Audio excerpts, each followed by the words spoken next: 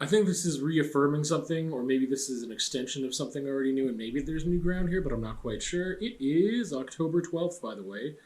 What did I learn today? Um,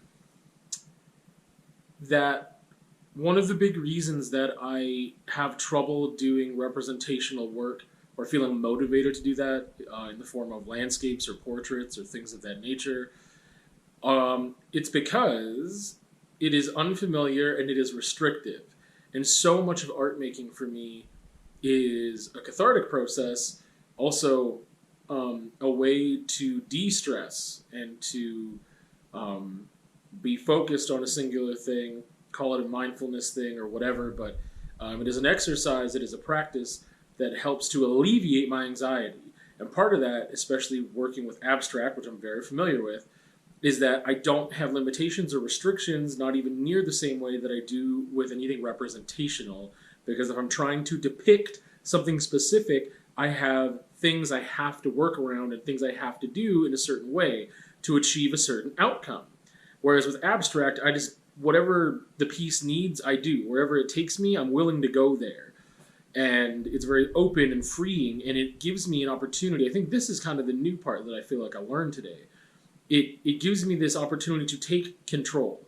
If I am in survival mode, if I am not in a good place, I can't sit there and do something representational because I have to draw it and whatever else. And it's just, there's more pressure. If I am in a good place, I can sit there and do that. I kind of equated this to writing as well, of like, I really enjoy creative writing, or just writing in general, but I hate editing.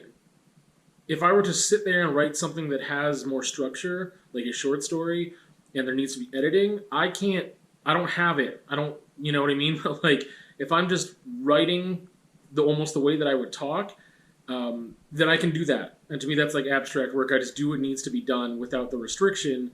And that is kind of like taking some control back in my life. I can, yeah, you could say that I can control the outcome of a painting, even if it's like a portrait or something like that, but I don't have the skills and ability to really control it as well, as much as I'd like to, with something more familiar like abstract.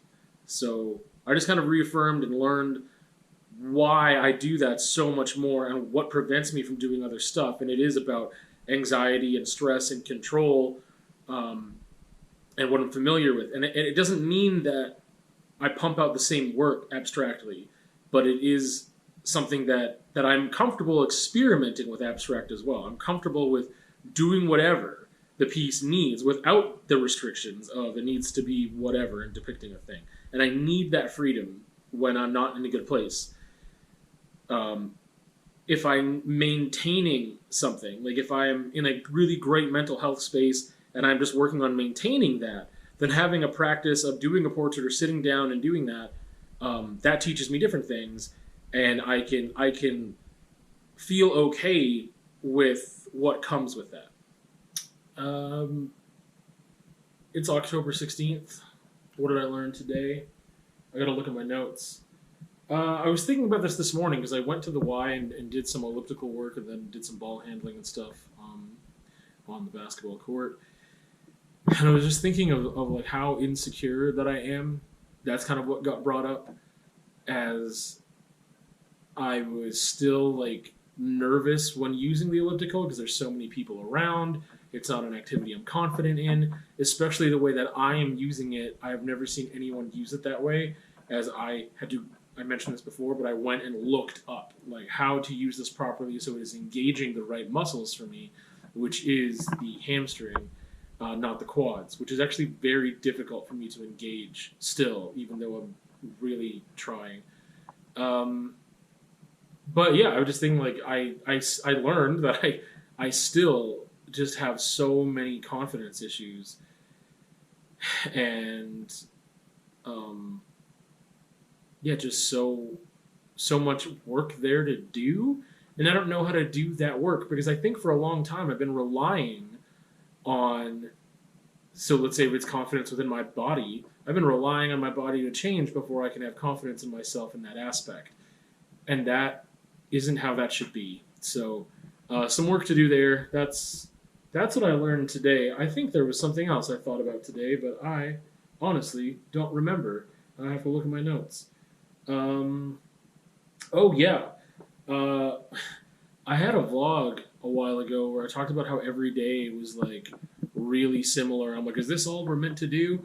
And I realized today that I think what it is just that I'm so unfulfilled by work and have been for so long, and I don't have a lot of other things right now that I'm working on with myself. And part of that is because I had three pillars I was really working on, and that was exercise and diet and sleep. And I was doing really well with those until I hurt my knees, and I haven't been able to exercise in the way that I would like. And that really set me back in all the other areas. I let them kind of fall by the wayside and wasn't focused on them as much because I couldn't focus on exercise the way I wanted to. So, but today I realized like no, the reason that I'm feeling so unfulfilled is because yeah, work. Um, when I'm at work, it is just so incredibly unfulfilling, and I can try to find ways to make it fulfilling, and sometimes it feels better than others, but it's a gamble. I know that people say like, oh well, you can make your own way, and it's kind of like the spirit of like perspective, right? I can do things to make that time of better use, and I can do things to make it more fulfilling than I am. And I don't really want to go into explaining all the details, but it's just very different. I've said it time and time and time and time and time again. Subbing and teaching are very, very different. And teaching was incredibly fulfilling. And subbing, I can find that at times, but I don't pick my environment, and the nature of being a sub automatically puts me at a massive disadvantage to gain any fulfillment from that position. Not saying that it can't be done. It has been done, but it is incredibly inconsistent. So, anyway, that's what I learned today. October 18th, what I learned today. I just forgot what I learned today. Oh, keep moving. This is what. This is it. Keep moving. Because I hadn't spent as much time in the studio the past weeks, I think that's another reason that I just like was getting lethargic in some of the progress I was making. That's not a sentence. I was just not. I didn't carry as much momentum with some of the progress I was making in those three pillars of exercise, diet, and sleep.